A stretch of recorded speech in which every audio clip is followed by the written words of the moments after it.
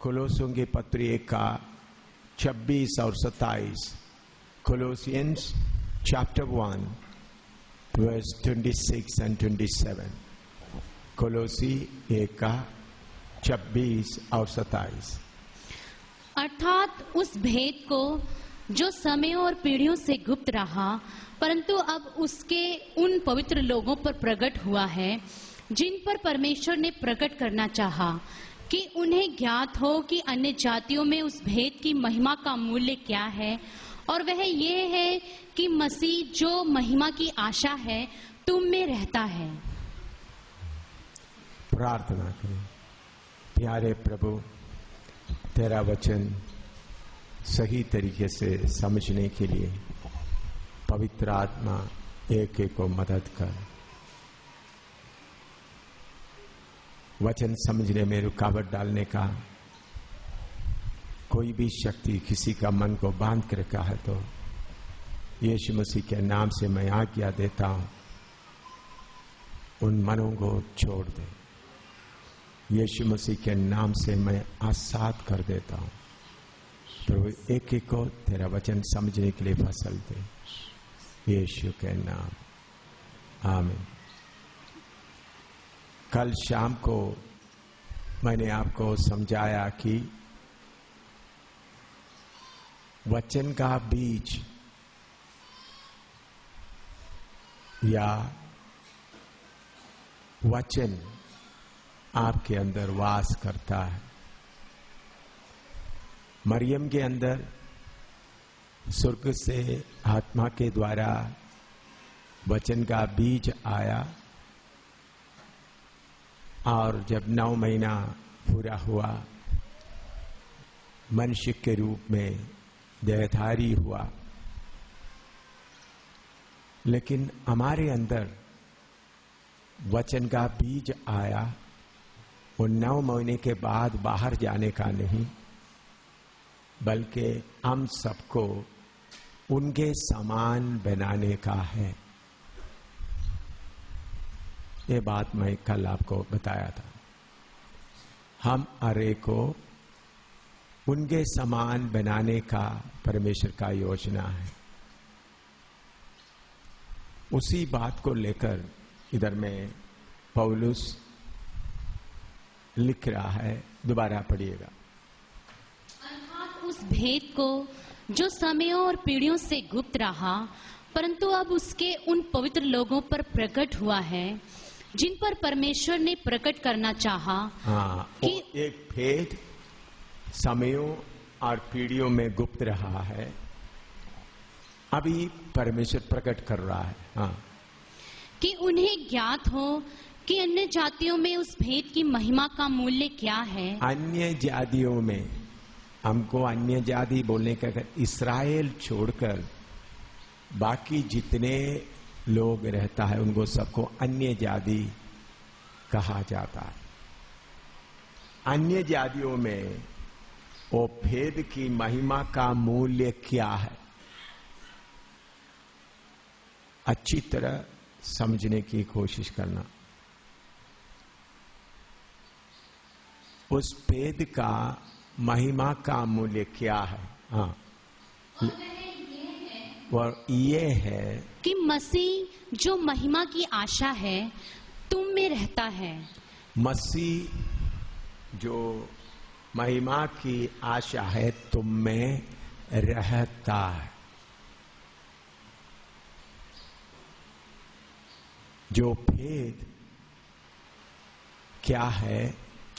मसीह जो महिमा की आशा है तुम में रहता है। परमेश्वर का वचन का बीज क्या है? आपको क्या मिला है? कल मैंने आपको बताया। बहुत बार आपको क्या मिला है उसका कीमत ना समझते हुए हम दाहिने बाएं दुनियावी बातों में फंस जाता है। मैंने परसों आपको बताया एक आदमी जिन्होंने खेत में धन रखा है करके मालूम हुआ, मोती है करके मालूम हुआ, सब कुछ बेचकर उस मोती को खरीद लिया, या जिस खेत में धन छुपा कर रखा उस खेत को खरीद लिया, क्योंकि उन्होंने उसका मूल्य को समझ लिया था। इसी मुताबिक आपके अंदर उद्धार के द्वारा, यीशु मसीह को स्वीकार करने के द्वारा क्या मिला है करके आपको मालूम नहीं होगा, तो फिर आप परेशान रहेंगे। अगर वो क्या है, इधर में लिखा है, अन्य जातियों में भेद की महिमा का मूल्य क्या है। जो मूल्य समझता नहीं है, कई बातों में परेशान होकर रहेंगे, लेकिन जिसको उनका मूल्य मालूम होता है, और ये है कि मसीह जो महिमा की आशा है तुम में वास करता है। मसीह जो महिमा का आशा तुम में वास करता है। यीशु मसीह हमारे अंदर वास करना, हमें रहता है। तो जब आपने यीशु मसीह के पास आया, अपना पापों को छोड़ा, तो आपको इस दुनिया में हासिल करने वाला जितना भी धन है, उससे भी 1000 या लाखों गुना ज्यादा धन आपको मिल गया है। ये सारे धरती का सोना चांदी आपके पास आएगा तो भी इस धन के बराबर में वो कुछ भी नहीं है। दुनिया का पूरा प्लेन धन दौलत इकट्ठा करो, यीशु को दूसरे तरफ में रखो। जिसको यीशु मिला है, उनके सामने दुनिया की सारे धन दौलत, इज्जत, सब कुछ भी नहीं है। बहुत बार आपको मिला हुआ धन क्या है आपको मालूम ना होने के कारण आप परेशान रहता है, दुखी रहता है। इधर में लिखा है, मसीह तुम में वास करता है। लेकिन कुछ लोगों को एक समस्या है, वो समस्या है मत्ती 13:22 पढ़िएगा। मत्ती 13:22, मैथ्यू 13:22। जो झाड़ियों में बोया गया, यह वह है जो वचन को सुनता है, पर इस संसार की चिंता और धन का धोखा वचन को दबाता है और फल नहीं लाता। जिन्होंने यीशु मसीह को कबूल किया, यीशु मसीह के लिए अपना जीवन दे दिया, वो महिमा का धन आपके अंदर आया, तो आपको मिला हुआ उस बड़ा धन का कीमत क्यों नहीं जानते हैं? क्योंकि आपके अंदर संसार का चिंता, धन की धोखा, संसार का चिंता, धन की धोखा आपके अंदर रहने के कारण आपको जितना फल लाना चाहिए नहीं, यीशु सिर्फ एक नाम रहता है आपके अंदर। लोग जाकर नाम लेते थे, आपने भी यीशु का नाम लिया, बस। उसका कीमत क्या है? मसीह तुम में वास करता है, मसीह तुम में रहता है, उसका कीमत आप क्यों नहीं चाहते? आपके अंदर दो झाड़ियां हैं। एक है कल क्या होगा, आगे क्या होगा, रिश्तेदार क्या कहेंगे, संसार का चिंता। दूसरा धन की धोखा, मकान, पैसा, गाड़ी। ये दो बातें आपके अंदर रहेगा तो जो वचन यीशु मसीह आपके अंदर आया उसका असर नहीं रहेगा। मत्ती 6 का 25 में प्रभु यीशु मसीह इसके बारे में क्लियर कहा है। मत्ती 6 का 24 से पढ़िएगा। मत्ती 6 का 24 और 25। कोई मनुष्य दो स्वामियों की सेवा नहीं कर सकता, कोई मनुष्य दो स्वामियों का सेवा नहीं कर सकता। हाँ, क्योंकि वह एक से वैर और दूसरे से प्रेम रखेगा।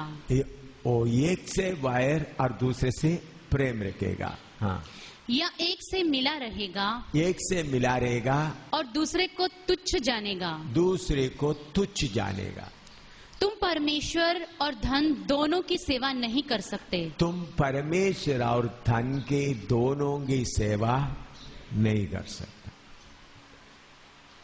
देखिए, मसीह लोगों में 90% लोग हरा हुआ, बात मैं बता रहा हूं, 90%, 98% सेवक लोग हरा हुआ, बात मैं आपको बताता हूं।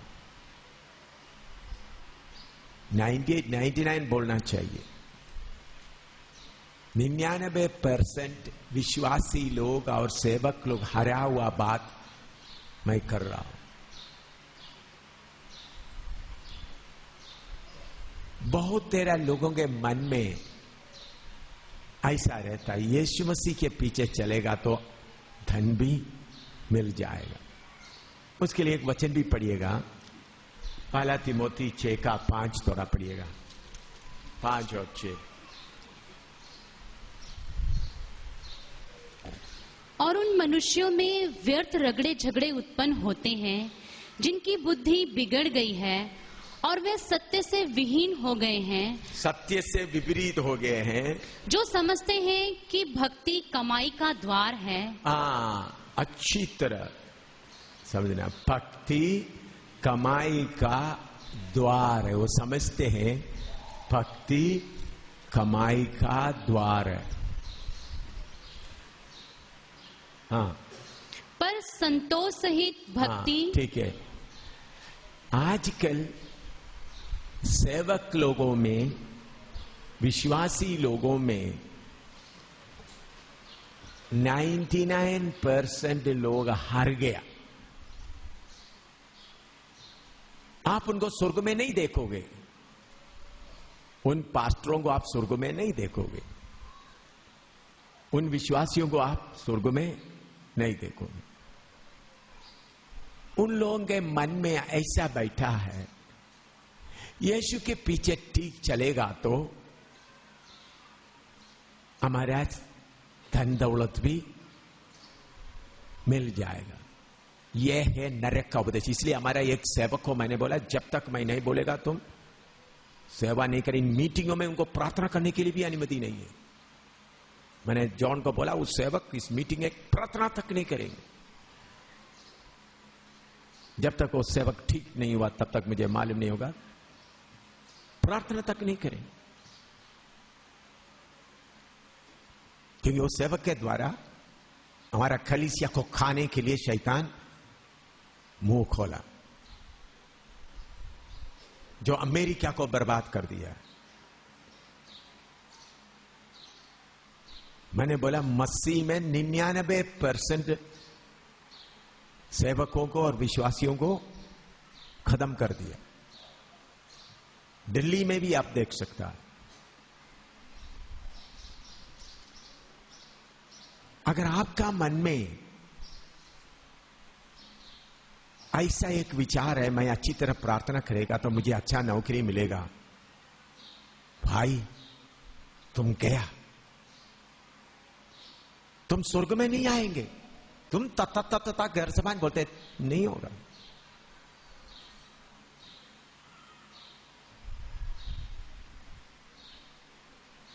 मैं उस सांप को पहचान कर बोल रहा हूं, उस सांप को मार मार कर मैं जाऊंगा इधर से। चाहे विश्वासी 2 ही रह गया तो कोई बात नहीं, 1 भी नहीं है तो भी कोई बात नहीं। सही वचन पर खड़ा होना।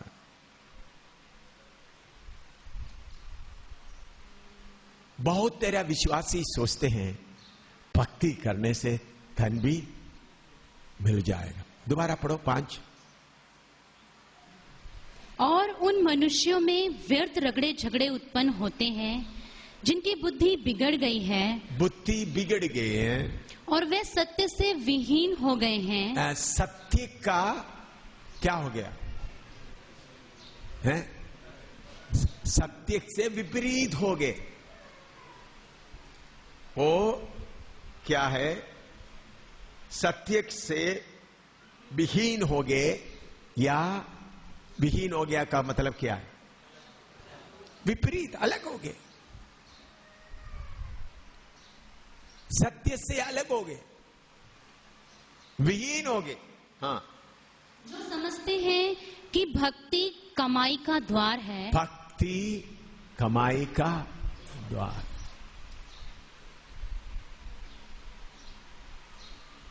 दुनिया में बहुत लोग भक्ति करता है कुछ ना कुछ मिलने के लिए, लेकिन सचमुच में आप सही भक्ति में आएगा, आपके पास जो कुछ है एक एक आप देते देते देते देते आखिरी में आपका खून भी देगा। यही है सही मार्ग। भक्ति करके लेने का नहीं,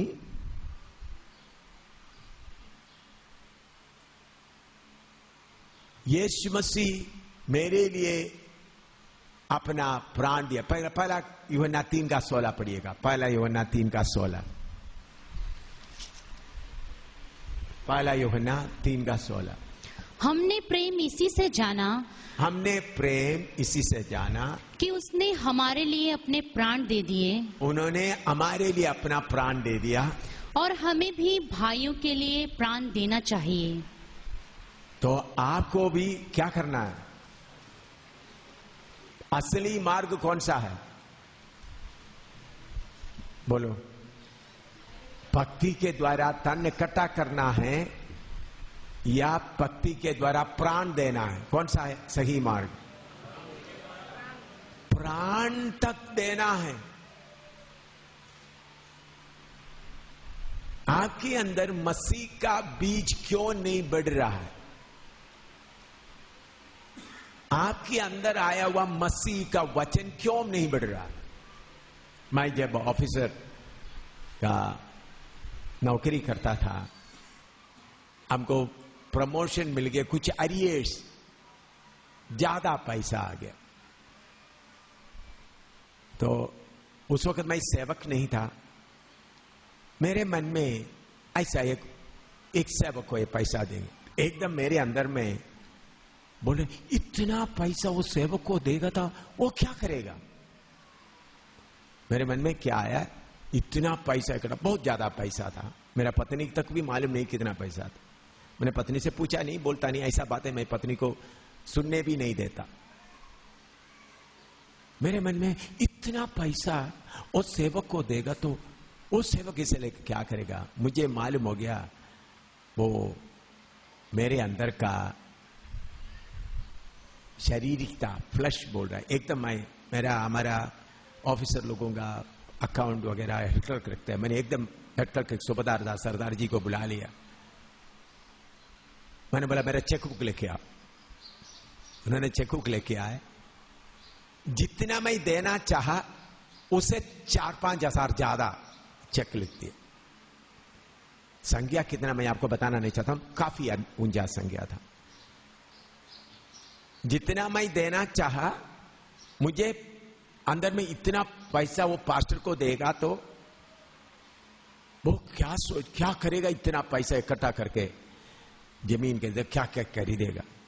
मैंने बोला कुछ भी खरीदने तो तुमने ये परीक्षा मेरे अंदर लाया था इसलिए 5,000 और एक्स्ट्रा चेक लेकर कर, मैंने बोला पोस्ट करके भेज दो एकदम। क्योंकि मेरे अंदर आया हुआ विचार कौन लाया? मेरे अंदर का शरीर था। वो बोलो ये इतना पैसा उनको क्यों देना।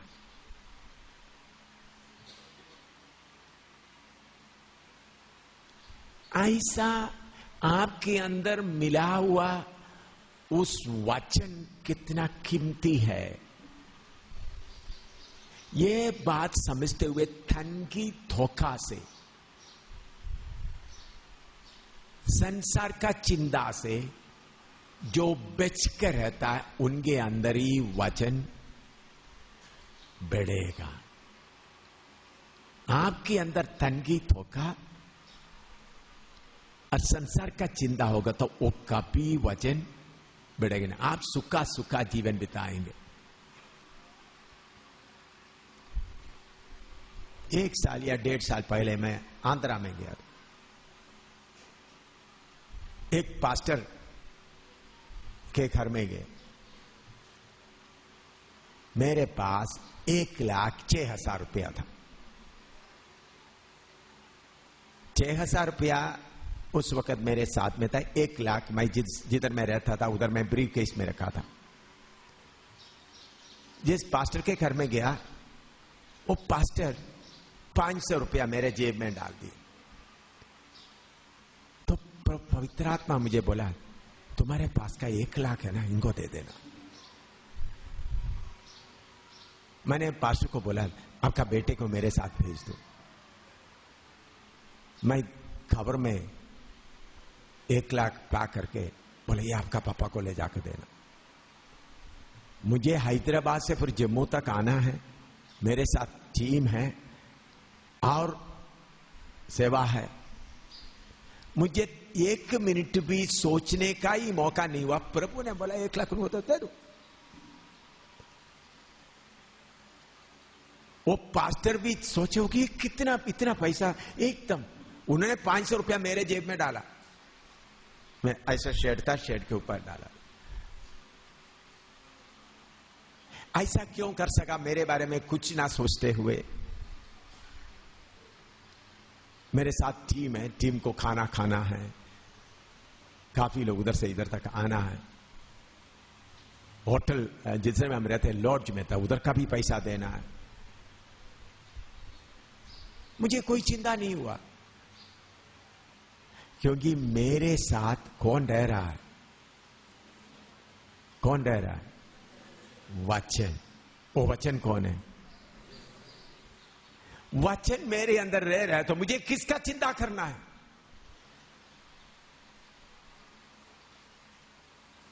वचन मेरे अंदर रह रहा है तो 2 स्वामियों का सेवा। कुछ लोग, आप में से कुछ लोग ऐसा सोचते हैं यीशु के पीछे आने के बाद आप गरीब हो गया तो लोग सोचेंगे इनके पीछे जाकर क्या हो गया। अभी मान लो प्रवीण हमारे बीच में बैठे हैं, उनका पत्नी साक्षी है। पहले उनको नौकरी था, अभी नौकरी मेरे ख्याल में आपका भी गया है ना। हाँ, 2 किस्म से सोच सकता है। प्रवीण यीशु के पीछे गया, बस पत्नी का भी नौकरी चले गया, प्रवीण का भी नौकरी चले गए। बच्चों को स्कूल में जाना है, बच्चों को स्कूल का फीस देना है, एक अच्छा मकान है, उस मकान का भी मेंटेनेंस करना है।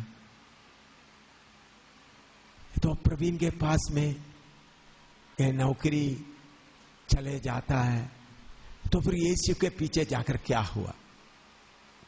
तो प्रवीण सोचेंगे, प्रवीण ऐसा प्रार्थना करेंगे, प्रभु मैं आपके पीछे गया ना, मेरा भाई है वो उसको समझ में आना है,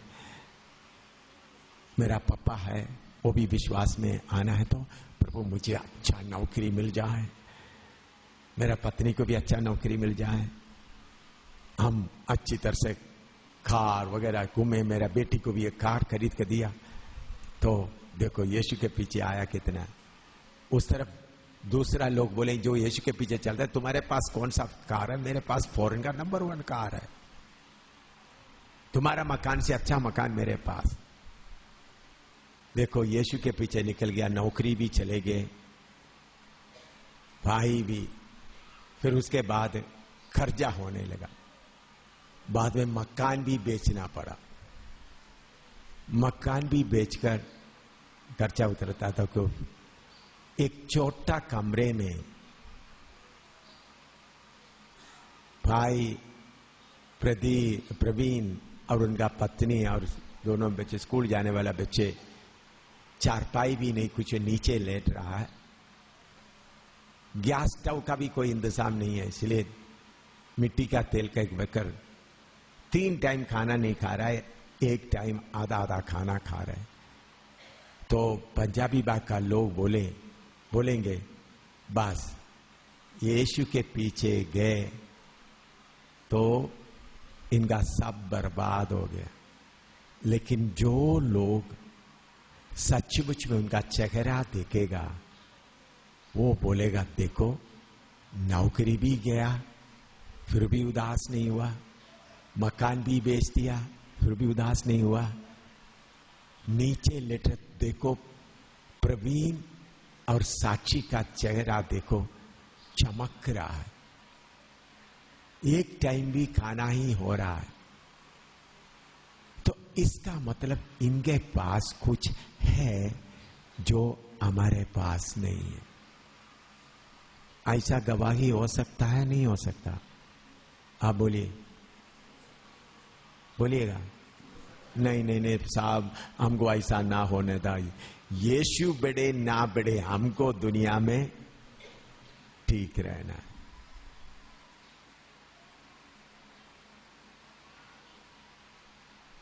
जब एक छोटा कमरे में प्रवीण रह रहा है, बाथरूम, अटैच्ड बाथरूम भी नहीं है, अच्छा पहले अच्छे बाथरूम में जाने वाला उनका बेटियां पब्लिक टॉयलेट में जा रहा है, सुबह 1 रोटी खाकर जा रहा है। उस घर में यीशु होगा नहीं होगा?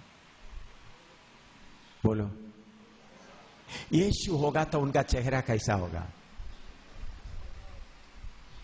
पूरे पंजाबी बाग का लोग बोलेंगे अगर परमेश्वर है तो प्रवीण के पास है, और सच्चे परमेश्वर है तो किसके पास है? प्रवीण के पास है।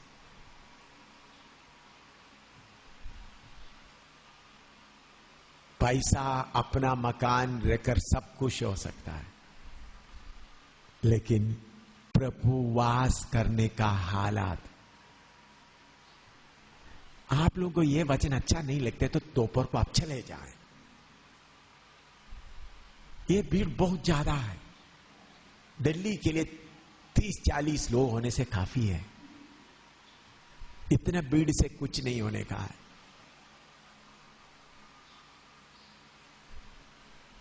आपको ये वचन अच्छा नहीं लगता तो बेकार आप धूप में गर्मी में बैठकर कष्ट क्यों उठाना, जाओ आराम से जाओ। लेकिन जिसको ये वचन अच्छा लगता है वो रहो, क्योंकि यही सही मार्ग है। दूसरा मार्ग शैतान का है।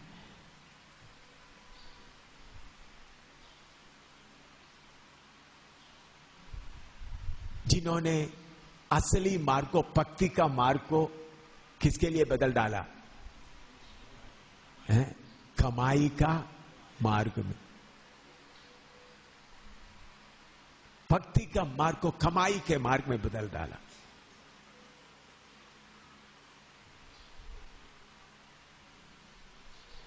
मेरे प्यारों,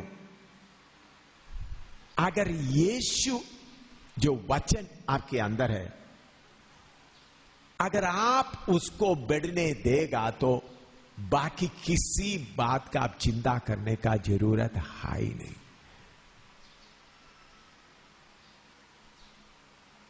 आपके अंदर आया हुआ वचन को कौन दबा रहा है?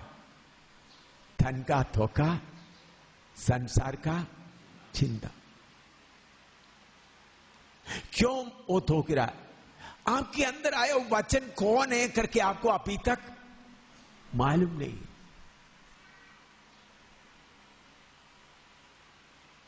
मैंने कल बताया वो आदि में वचन था, वचन परमेश्वर के साथ था। वो वचन कौन था? परमेश्वर। इधर में पौलुस बोलता है वो भेद, महिमा का धन क्या है? आपके पास कोटि, बड़ा बड़ा कोटि है, लाखों करोड़ों रुपया आपका बैंक में होने, मसीह तो में रहता है। मसीह तो में रहता है।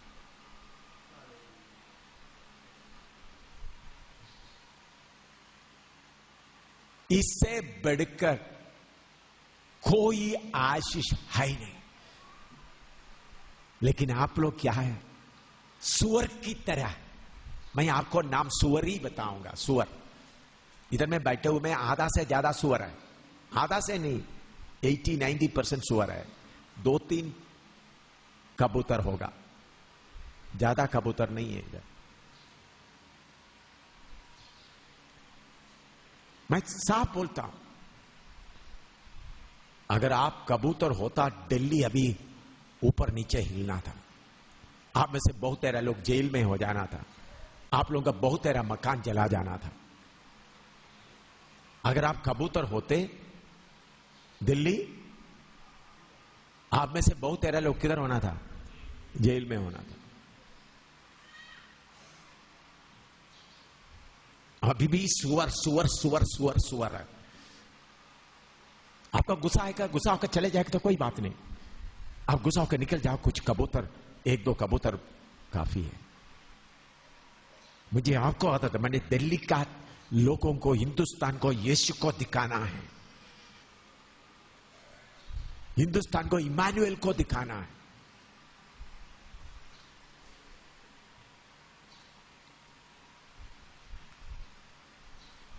जब तक आपके अंदर धन का धोखा और संसार का चिंता हो तो आपका नाम है मिस्टर सुअर। पवित्र आत्मा आपको दिया हुआ नाम है मिस्टर सुअर।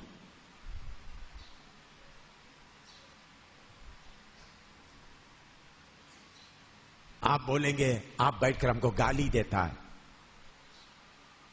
हम आपको आदर देते हैं, आप हमको इतना बेइज्जती करता है। यीशु का नाम लेकर आप इतना सुअर की रूप में चलते वक्त मुझे जलता है। मेरे यीशु को तुम्हारा सुअर के बीच में बांधने का नहीं है।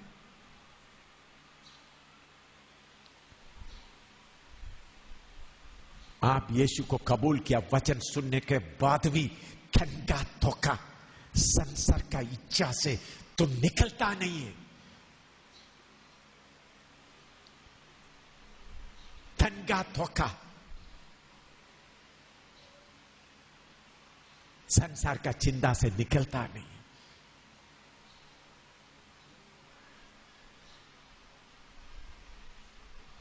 पगला सदी के लोगों को ज्यादा टाइम नहीं मिला।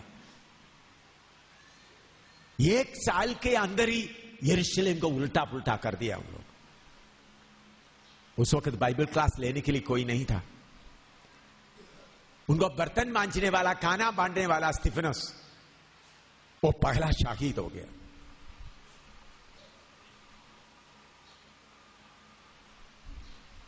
उनको यीशु का धन, वचन का धन, उसका कीमत मालूम था। आपको उस वचन का कीमत मालूम नहीं, इसलिए भक्ति लेकर धन इकट्ठा करने जाता। मैं प्रभु का धन्यवाद देता हूं, भाई शेखर को थोड़ा सा फर्क चल रहा है। ब्राह्मण परिवार से, अच्छा पढ़ा लिखा है, 50,000, 60,000, 1,00,000 महीना में कमाना कोई बड़ी बात नहीं है। पहले कमाता था, नौकरी चले गए, नौकरी से हट गए, इंटरव्यू वगैरह कुछ हुआ। मैं प्रार्थना कर रहा था, प्रभु, मैंने प्रार्थना नहीं किया प्रभु उनको, अभी इंटरव्यू किया, फॉरेन कंपनी में है, तो प्रभु उनको मिल जाए। मैंने बोला प्रभु, चुना हुआ व्यक्ति के तौर पर उनको खड़ा होने के लिए तो फसल दे। मान लो नौकरी भी चले नहीं, छोटा सा मकान है वो भी बेच दिया। अगला बार आते समय में शेखर और उनका पत्नी बच्चों के साथ झोंपड़ी में रह रहा है। तो उस वक्त मेरा खुशी का कोई कंट्रोल नहीं होगा। तब लोग बोलेंगे, इतना पढ़े लिखे आदमी, कार में घूमने वाला, अपना मकान भी नहीं, छोटे झोंपड़ी में जिधर में बाथरूम भी नहीं, एक बाल्टी लेकर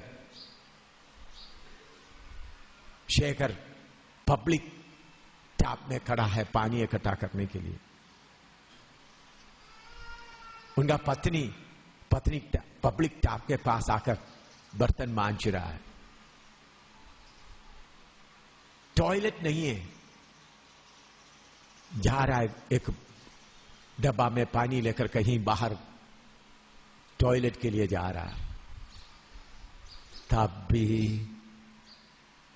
शेखर के मुंह से आनंद का गीत निकल रहा है, उनका पत्नी के मुंह से आनंद का गीत निकल रहा है। वो है यीशु का मार्ग। वो देखकर नजफगढ़ कांपना शुरू होगा।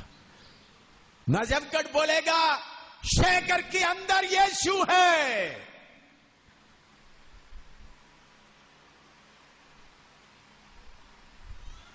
नजफगढ़ का सारा ताकत बोलेगा, शेखर के अंदर यीशु है, इनको हम सामना नहीं कर सकता। शेखर को देखते ही सारी अंधकार का शक्ति हम पागना शुरू होगा, क्योंकि शेखर के अंदर यीशु है। सिर्फ ये ही है मार्ग।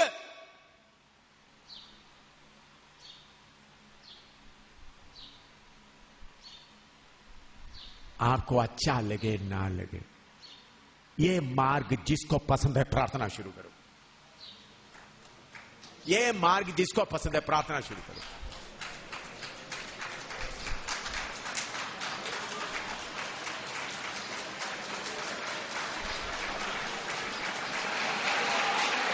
हालेलुया।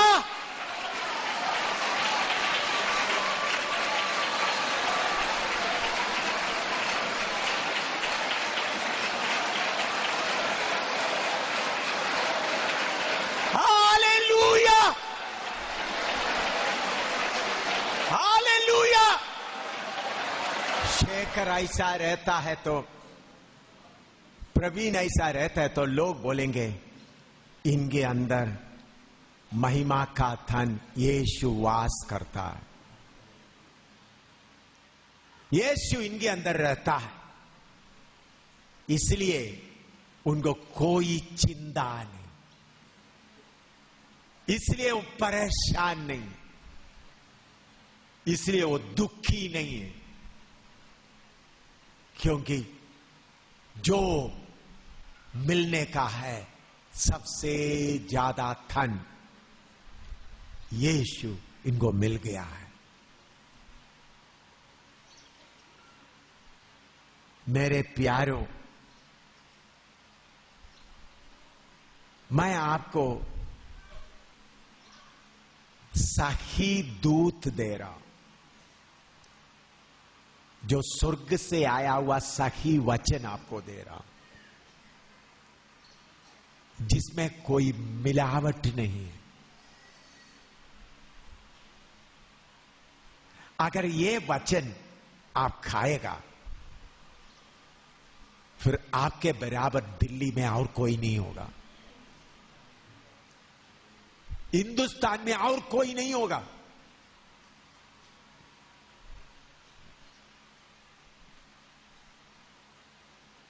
ये वचन आपके अंदर गहराई से कार्य करना है तो आपके अंदर से धन का धोखा, दुनिया की संसार की चिंता पूरा दूर करके वचन जो मुझे मिला है वो वचन यीशु है, यही काफी है। मुझे और कुछ नहीं, समझ लो ये यीशु है, मुझे कुछ नहीं चाहिए। इसको मैं संभाल कर रखूंगा। मैं इसके लिए योग्य नहीं था, मैं गुनहगार पापी, मुझे उन्होंने चुनकर ये वचन मेरे अंदर आया। ये हिंदुस्तान, तेरे सारे धन दौलत इस पहचान के सामने कुछ नहीं। इसलिए पौलुस बोलता है, यीशु का पहचान का उत्तमता के कारण मैं सब चीज को कूड़ा समझता हूं, सब चीज को कूड़ा समझता हूं। अगर यीशु आपके अंदर वास करता है तो, यीशु आपके अंदर रहता है तो किसी चीज का फिर चिंता नहीं।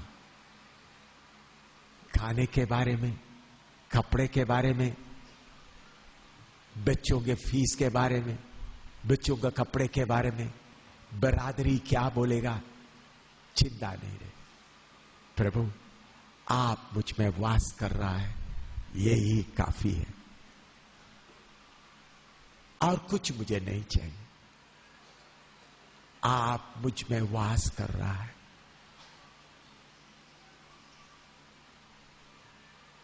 ऐसा 10-15 लोग दिल्ली में खड़ा हो जाएगा, दिल्ली का हालत बदल जाएगा। अंधकार का शक्तियों को फिर बसने के लिए मुश्किल होगा। ऐसा 10-12 लोग दिल्ली में आगे पीछे पैदल चले, मेट्रो में जाने का पैसा नहीं, पैदल चल रहा है। अभी समझ लो भाई शेखर को कोई एक नौकरी मिल रहा है, चलने के लिए मुश्किल है। आप उनका पांव का हालत देखा है, लंगड़ा लंगड़ा तारीफ करते हुए जा रहा है। जिधर जिधर अंधकार का शक्ति बैठा है बोलेगा यीशु जा रहा है। क्या बोलेगा? शेखर जा रहा है करके नहीं बोलेगा, यीशु जा रहा है। प्रवीण जा रहा है करके नहीं बोलेगा, यीशु जा रहा है। यीशु मसीह जा रहा है। अभी आप जाते वक्त यीशु का नाम है, बाकी पूरा कौन बैठा हुआ है? संसार का चिंता का झंडा, धन का लालच का झंडा। वो बोले हमारा साथी जा रहा है, लेकिन आप संसार का चिंता और धन का उस धोखा को फेंककर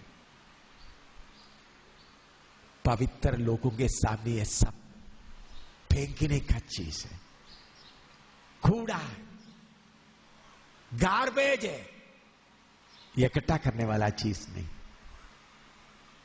गार्बेज है। इसलिए पौलुस क्या बोलता है? वो सब मैं क्या करता हूं? कूड़ा से। पौलुस को तीमुथियुस के पास में बोलता है वो कंबल लेके आना बस। लेकिन रोमी हुकूमत को रोम में उन्होंने हिलाकर रख दिया। एक कैदी है, महल में भी कलीसिया कायम हुआ, रोमी हुकूमत को हिलाकर रख दिया।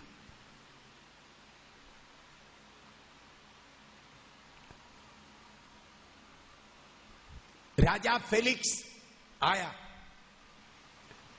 फेलिक्स के सामने हाथ बांधा हुआ कैदी खड़ा है। राजा का कमर ढीला हो गया।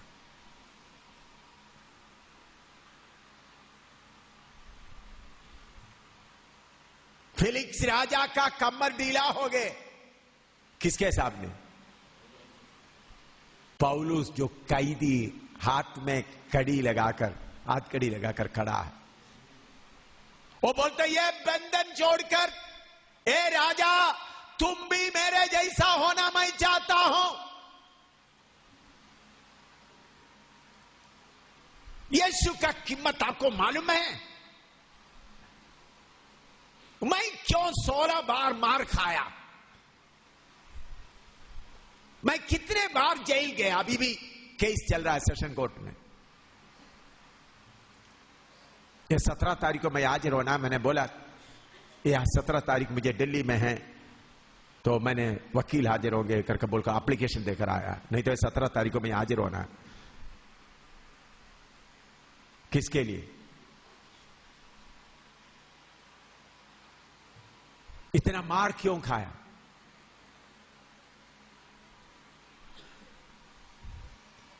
यीशु का थोड़ा पहचान हुआ।